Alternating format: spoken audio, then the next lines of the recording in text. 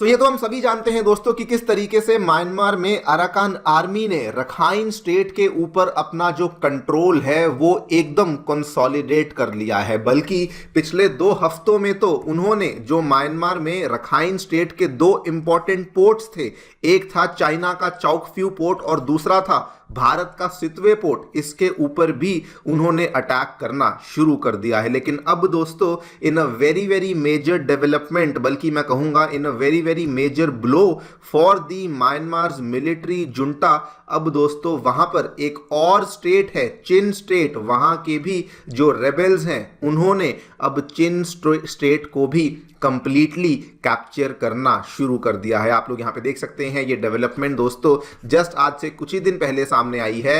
Myanmar में जो चिन state है, जो कि वेरी वेरी इंटरेस्टिंगली अगर आप ध्यान से देखेंगे तो ये बिल्कुल आपको रखाइन स्टेट के ऊपर इसके नॉर्दर्न एरिया में देखने को मिलेगी।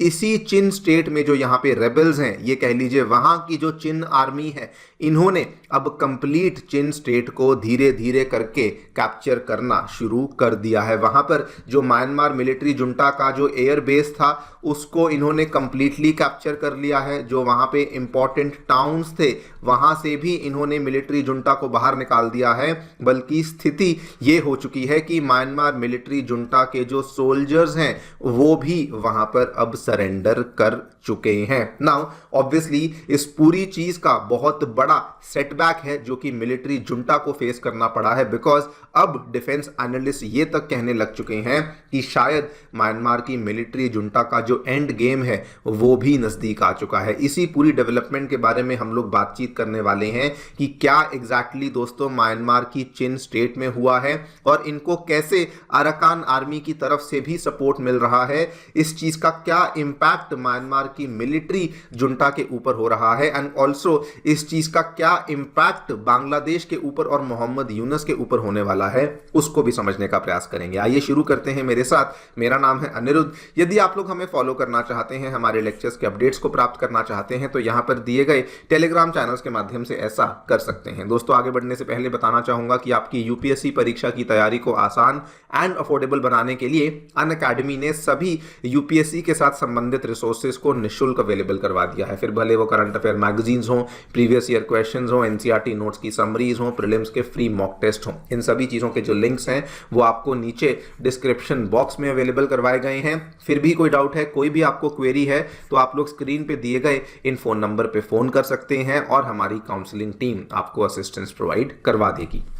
ऑल राइट, सो क्या देखने को मिला है दोस्तों, आपको बता दूं सबसे पहले तो चिन स्टेट म्यांमार में, इनफैक्ट हमें वेस्टर्न म्यांमार में चिन के नाम से एक स्टेट देखने को मिलती है, जिसको अगर आप बड़ी ध्यान से देखें तो इसके बिल्कुल वेस्ट के साइड पे हमें इंडिया की मिजोरम की स्टेट देखने को मिलती है। इसके यहाँ वाला जो एरिया है यहाँ पर आपको बांग्लादेश का जो चिटागोंग का प्रोविंस है वो देखने को मिलता है और इसके नीचे वाले एरिया में आपको म्यांमार का ही जो रखाइन स्टेट का प्रोविंस है वो देखने को मिल जाता है। जो चिन स्टेट है ये मेनली एक क्रिश्चियन रीजन है जहां पर आपको एथनिक चिन फाइटर्स भारी मात्रा में देखने को मिलते हैं। और ये जो चिन स्टेट की बड़ी ब्रीफ से अगर आपको हिस्ट्री बताऊं तो दोस्तों ये शुरू से, आज से नहीं, शुरू से ही ये म्यांमार की मिलिट्री जुंटा के खिलाफ आवाज उठाते आए हैं और इवन लड़ते भी आए हैं। चिन स्टेट में चिन नेशनल फ्रंट और उसका एक मिलिशिया ग्रुप चिन नेशनल आर्मी 1988 में बनाया गया था, जो कि म्यांमार की मिलिट्री जुंटा के खिलाफ तब से ही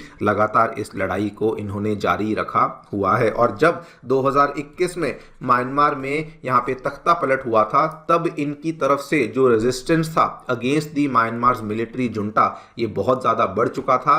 लेकिन रिसेंटली ये पिछले 4-5 महीनों से बहुत ज्यादा एक्टिव हो चुके हैं। आप लोग यहां पे देखिए, इन्होंने नवंबर के महीने में, लगभग 15-16 नवंबर के आसपास की ये बात है, इन्होंने दोस्तों अपनी चिन स्टेट के लिए वहां पर जो म्यांमार मिलिट्री जुंटा का एयर बेस देखने को मिलता है फालम, उसको कैप्चर करने के लिए एक डेडिकेटेड स्पेसिफिक मिशन जेरूसलम को यहां पे लॉन्च किया था। और ये वाला मिशन जेरूसलम जब इन्होंने लॉन्च किया, इवन दो इनको बहुत ज्यादा नुकसान झेलना पड़ा, 50 से भी ज्यादा चिन नेशनल फ्रंट के जो यहां पे फाइटर्स थे उनको यहां पे अपनी जान देनी पड़ी, लेकिन दोस्तों ये लोग वहां पर रुके नहीं। इन लोगों ने बिल्कुल ठान लिया था कि हमें जैसे तैसे करके मिलिट्री जुंटा को चिन स्टेट से बाहर निकालना ही है। और उस टाइम पे दोस्तों इनके तो 50 लोग मरे, लेकिन इन्होंने म्यांमार मिलिट्री को भारी नुकसान पहुंचाया। यहां तक कि उनके 100 से भी ज्यादा सोल्जर्स को इन्होंने कैप्चर कर लिया।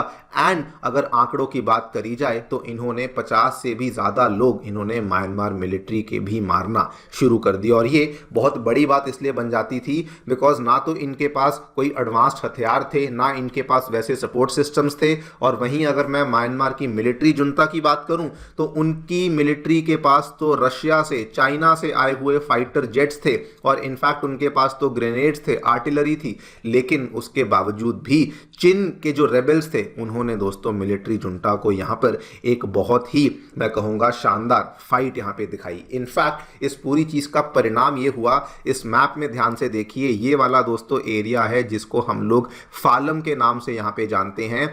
इस फालम में एक हिल टॉप बना हुआ है जहां पर म्यांमार मिलिट्री ने अपना एयर बेस बनाया हुआ था। एंड उस एयर बेस को चीन के रेबल्स ने चारों ओर से घेरना शुरू कर दिया था। आप लोग यहां पे देखिए, रिपोर्ट में बताया गया है कि चीन नेशनल फोर्स को काफी ज्यादा सपोर्ट मिली और भी कई सारे फाइटर्स इनके साथ आके जुड़ने लगे। बल्कि म्यांमार की जो एथनिक बमार मेजॉरिटी है, जो दोस्तों म्यांमार के जो मैक्सिमम लोग हैं उनको बर्मीज कहा जाता है और उनको जो लोकली वहां पे बमार के नाम से जाना जाता है, वहां से भी 600 रेबल्स ने आके इनको ज्वाइन किया। एंड अल्टीमेटली परिणाम ये हुआ था कि ये जो फालम वाला जो एयर बेस है, इन्होंने इसको चारों तरफ से सराउंड कर लिया था। कहानी यहां पर खत्म नहीं होती है। केवल चीन के द्वारा फालम को कैप्चर नहीं किया, बल्कि दोस्तों इन्होंने एक और इंपॉर्टेंट टाउन, नीचे आकर के देखिए, ये वाला जो मिंडाट टाउन है, इसको भी इन्होंने रिसेंटली ही कैप्चर किया है और उसको इन्होंने मिलिट्री रूल से कंप्लीटली यहां पे लिबरेट भी करवा दिया है। वेरी वेरी इंटरेस्टिंगली इनके बिल्कुल नीचे में अगर आप ध्यान से देखेंगे तो ये चिन स्टेट है और चिन स्टेट के नीचे में आपको रखाइन स्टेट देखने को मिलती है जहां पर अराकान आर्मी है। दोस्तों अराकान आर्मी ने भी चिन रेबल्स की बहुत मदद करी, पर्टिकुलरली जो सदर्न एरियाज थे चिन स्टेट के, उनको लिबरेट करवाने में अराकान आर्मी ने कहा हम भी आपके साथ हैं। बिकॉज आफ्टर ऑल इन दोनों का एक ही कॉमन एनिमी था, that was the Myanmar military junta. और दोस्तों इस पूरी चीज का अब परिणाम क्या है? अब यहां पर एक्सपर्ट्स बताते हैं कि म्यांमार में मिलिट्री जुंटा कंप्लीटली बैकफुट पे आ चुकी है। परिणाम ये हो चुका है कि अगर आप टोटल म्यांमार के एरिया को देखें तो केवल 21% म्यांमार की टेरिटरी ही है जो कि अब मिलिट्री जुंटा के कंट्रोल में देखने को मिलती है। बस केवल एक ही सिल्वर लाइनिंग है कि इनको रशिया और चाइना की तरफ से मिलिट्री सपोर्ट मिलती है। और दूसरी बात, ये जो 21% एरिया है ये असल में म्यांमार के मेजर अर्बन एरियाज हैं, मेजर पॉपुलेशन सेंटर्स हैं। बस इसी बेसिस पे म्यांमार की मिलिट्री जुंटा अभी भी अपना जो राज है उसको यहां पे कंटिन्यू कर रही है। लेकिन अभी वो लोग मेजर बैकफुट पे आ चुके हैं बिकॉज लेटेस्ट रिपोर्ट्स ये भी बताती हैं कि म्यांमार की मिलिट्री जुंटा बहुत कमजोर हो चुकी है। बल्कि बहुत सारे यहां पे जासूस हैं जो कि अब सीक्रेटली, जो कि प्रो डेमोक्रेसी रिबेल्स के साथ काम कर रहे हैं, जिन्होंने मिलिट्री जुंटा को भी इन्फिल्ट्रेट करना शुरू कर दिया है। एंड इनफैक्ट उनकी हालत इतनी ज्यादा बिगड़ चुकी है कि अब तो ये कहा जा रहा है कि म्यांमार ने भी अब दोस्तों अनाउंस कर दिया है कि वो दिसंबर 2025 या जनवरी 2026 तक जल्दी ही चुनावों को भी लेकर आने वाले हैं। आप लोग यहाँ पे देखिए, ये खबर जस्ट लास्ट वीक की ही है जब म्यांमार के जो यहाँ पे मिलिट्री चीफ हैं, जो उनके हेड हैं जुंटा गवर्नमेंट के, उन्होंने इस चीज को अनाउंस किया जब आई थिंक वो बेलारूस के दौरे पर गए थे और वहीं पर उन्होंने इस चीज की अनाउंसमेंट को यहाँ पे किया है। नाउ ये ऑब्वियसली मिलिट्री जुंटा के लिए तो बहुत बड़ा सेटबैक बन ही जाता है।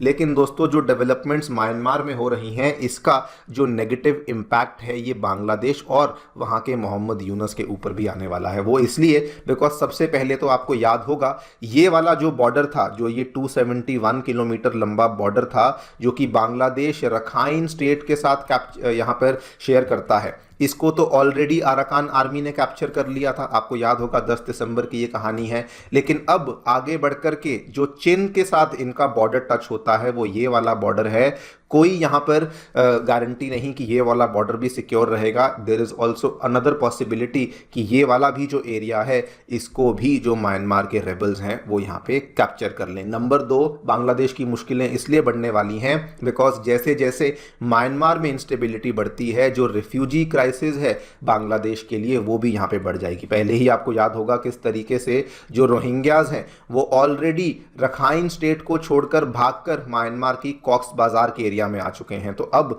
आगे जाकर के इनके लिए रिफ्यूजी क्राइसिस और भी ज़्यादा गंभीर हो सकती है। लेकिन द वर्स्ट रीज़न जिसकी वजह से यूनस गवर्नमेंट को बहुत ज़्यादा परेशानी होने वाली है दोस्तों, यूनस गवर्नमेंट की पॉलिसी ये थी कि हम लोग कभी भी रेबल ग्रुप्स के साथ बातचीत नहीं करेंगे, हम लोग केवल और केवल जो है वो मिलिट्री जुंटा के साथ बातचीत करेंगे। लेकिन अब ये इनके लिए प्रॉब्लम बनने वाली है बिकॉज जब वहाँ पे मिलिट्री जुंटा ही सत्ता में नहीं रहेगी तो आखिरकार मोहम्मद यूनुस और उनकी सरकार बातचीत किससे करेगी। देखते हैं क्या होता है। लेकिन फिलहाल जो यहाँ पर एक्सपर्ट्स बता रहे हैं वो ये है कि मिलिट्री जुंटा की जो प्रॉब्लम्स हैं वो बढ़ती जा रही हैं और इसका जो नेगेटिव इम्पैक्ट है ये बांग्लादेश के ऊपर भी आने वाला है। खैर, आप लोग जो भी सोचते हैं हमें बताएं कॉमेंट सेक्शन में। Thank you so much for listening, stay tuned and